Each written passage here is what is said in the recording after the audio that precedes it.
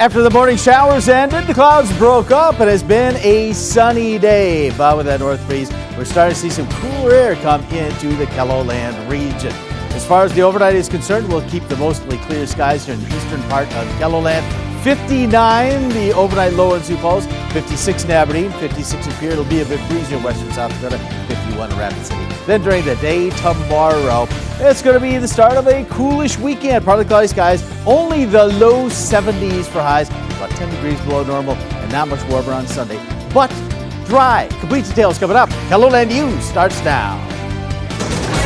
Live from KELOLAND Media Group. KELOLAND News, first at 4. Coming up, one person was taken to the hospital following a crash in Hayti. We're going to tell you what we know.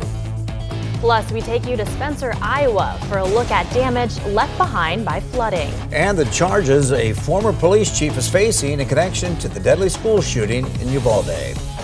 Good afternoon, and thanks for tuning in to First at 4. I'm Don Jorgensen. And I'm Julia Lynn. Court documents say a rape investigation led Sioux Falls police to a child pornography. The investigation began in November when a woman reported that she woke up to a man who she met on Snapchat raping her. DNA evidence eventually identified the suspect as 30-year-old Ashku Usman. According to court papers, the authorities searched his phone and allegedly found several child pornography images. Usman was booked into the jail on Thursday. He's now charged with rape and child porn. One juvenile was arrested, accused in early morning burglaries in Rapid City. Police say officers were called to the areas of Cruz Drive and Mountain View Road just before 4 a.m. local time. It was reported that the juveniles were seen trying to burglarize cars in that area. While searching, officers heard an alarm coming from the area of Jackson Boulevard. Police traced it to a gas station and found damage to the front door and items strewn about the outside. Video shows 4 juveniles breaking the glass door, going in and taking multiple items. Officers found one of the juveniles and arrested him. One person was taken to the hospital after a crash in Hayti. The Hamlin County Sheriff's Office says it happened around 1:30 Thursday afternoon on the eastern edge of town. A pickup was turning left out of a driveway when it collided with a westbound car. Authorities shared this photo of the crash. You can see the damage on front of the car and the box of the pickup. The passenger in the pickup suffered non-life-threatening injuries, and the crash is under investigation. The flooding in Rock Valley, Iowa has turned deadly. We did have a fatality in the flood. And my heart goes out to that family. 52-year-old Kyle Krekus died on June 24th. The Rock Valley Police Chief tells KELOLAND News that he was found in his basement. Floodwaters had pushed in the foundation and Krekus became trapped in the debris. His funeral will be held at 11 o'clock tomorrow morning in Sheldon, Iowa. Visitation starts an hour before the ceremony. All right, let's turn our attention to our weather.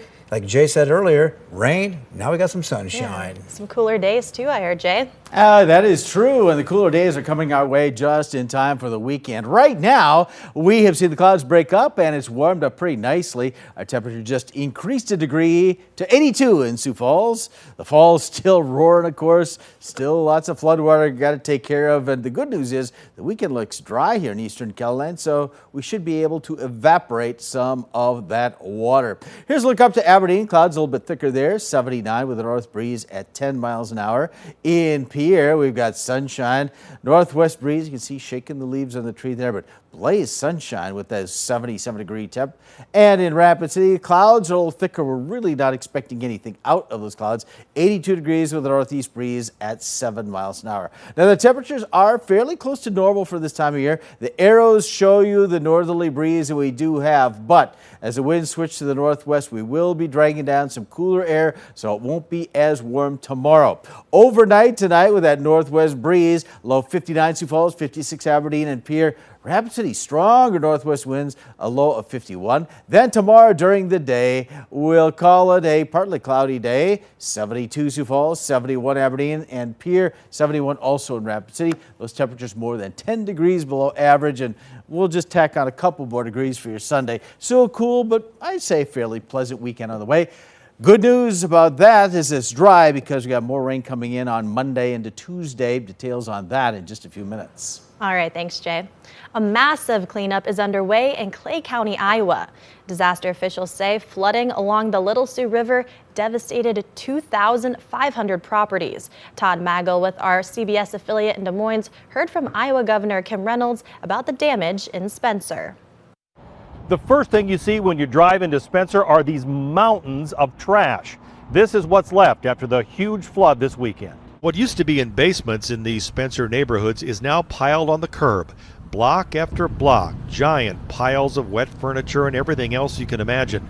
Gary DeLoss lives next to the Little Sioux River. It came roaring into his basement this weekend, and he lost everything. It scoured the dirt out, pushed in part of the block wall, and there's a lot of mud on everything that's in the basement. The business district looks the same. More piles of soggy office equipment line the streets. The power of the floodwater pushed this Mustang up on top of a utility box. Well, we're better than some people. You know, these people lost their house. We're not going to help. Governor Reynolds toured the damage along with the head of FEMA. She thanked President Biden for a new disaster declaration, and she promised help for flood victims.